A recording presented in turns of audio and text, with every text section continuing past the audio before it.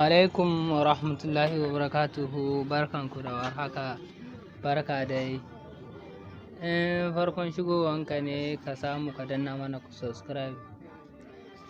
Yanda za mu nuna yanda ake kallon yanda za ka kalli status ɗin mutum ba tare da ya san ka kalli status ɗinsa ba.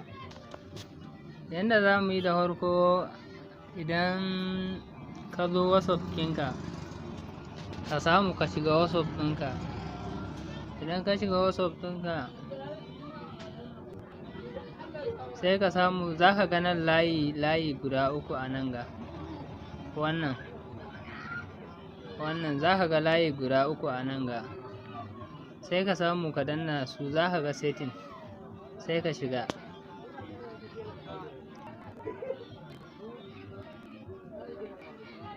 Idan ka shiga nan a farko za ka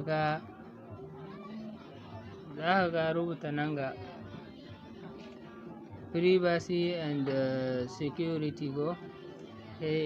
Nan sai ka samu ka shiga nan. Idan ka shiga nan sai ka jawo ƙasa, sai ka zo ƙasa. Da yake nan mu har mun riga mun sa, ba zai nuna mana mu sa ba. In ka zo nan za ka iske nan ga, nan za ka iske nan za ka buɗe.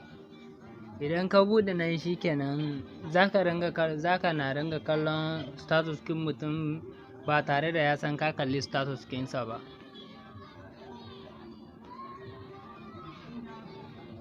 Yawa, mun gode.